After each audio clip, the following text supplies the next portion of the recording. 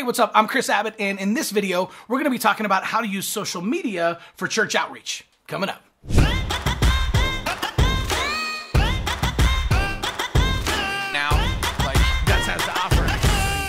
All right, welcome back. We're going to be talking about whether or not churches should use Facebook, and we're also going to dive in. I'm going to show you a church of 20 that took a completely different approach to Facebook, tripled their church, and had over 200 families that planned to visit their church in 5 months. All right, so I recently sent out an email that ended up being super controversial. Now, I didn't know it was going to be controversial at the time, but we had a lot of feedback, some of it good and some of it not so good. The questions that we answered in that email was, should churches leave Facebook?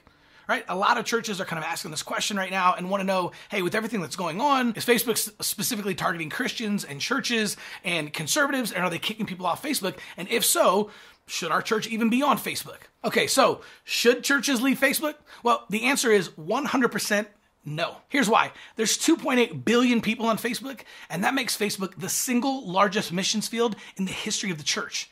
See, we have to stop looking at Facebook like a social platform, and we have to start looking at it as a missions field. This will completely revolutionize and change the way that you start posting and the way that you show up on social, specifically on Facebook. So let me explain. If you start looking at Facebook as a missions field, then you're going to realize that every single person that comes to you on social is a gift from the Holy Spirit. So now we're not talking about marketing, we're talking about ministry. And so if you take that ministry-based approach into social media, specifically Facebook, now we can use Facebook as a missions field, and it reframes the way that we show up, it reframes what we post and how we talk to people. So the cool thing is Mark Zuckerberg has given us a way to reach every single person who lives within driving distance of our church, and that's never happened. In the history of the world, we've never had a way to reach everyone in our city so effectively with the gospel, but we can now on Facebook.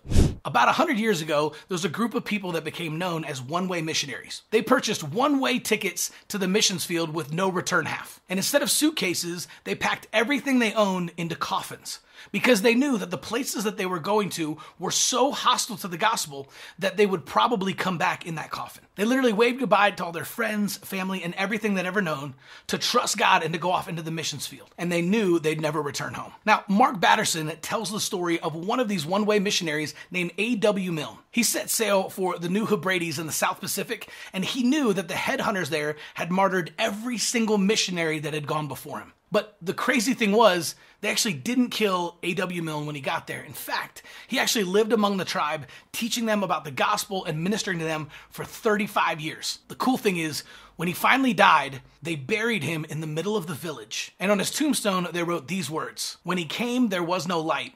When he left, there was no darkness." So if you died tomorrow, what would people write about you? Would they bury you in the middle of your city because of the work and the ministry that you've been doing? Batterson goes on to ask, when did we start believing that God wants to send us to safe places to do easy things? That faithfulness is holding the fort. That playing it safe is safe. That there's any greater privilege than sacrifice. That radical is anything but normal. Jesus didn't die to keep us safe. He died to make us dangerous. So Facebook isn't a social platform, it's a missions field. It's not just a place we post sermon clips and let people know about the new sermon series or our upcoming events. This is a place where we have the opportunity to do ministry with every single person who lives within driving distance of our church. It's not an accident that you're pastoring a church at this exact time in history. It would be poor stewardship of us to let an opportunity like this slip through our fingers. So we can't leave Facebook. It's too big of a missions field. We have to show up there even if it's inconvenient. All right, so I've got another great story to share with you. But before I do, will you share this video with someone who might be praying about or thinking about leaving Facebook? A friend of mine who pastors a small church of about 20 people decided to take this approach to Facebook. He decided to start treating it like a missions field and to show up that way. He decided to use a ministry-based Facebook ad and run it to his entire city, and here's what happened. He created a Facebook ad simply asking the people of his city how he could pray for him. And in 5 months, here's what happened. He had over 283,000 impressions. His ad reached 92,000 people who live within driving distance of his church.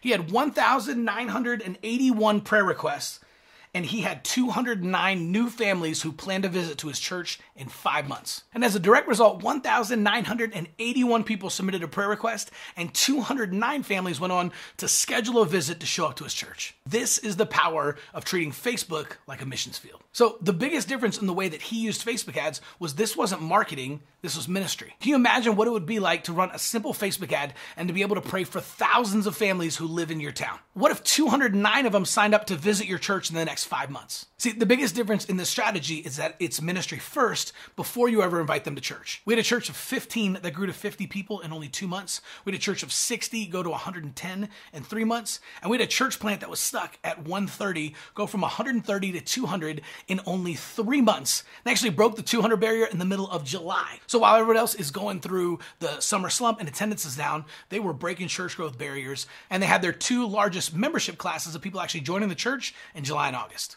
So if you want to learn more about this strategy and specifically how to use ministry-based Facebook ads to reach your city, go to churchgrowthagency.com or just click on the link below and check out the free video that we have there that explains the exact process in detail.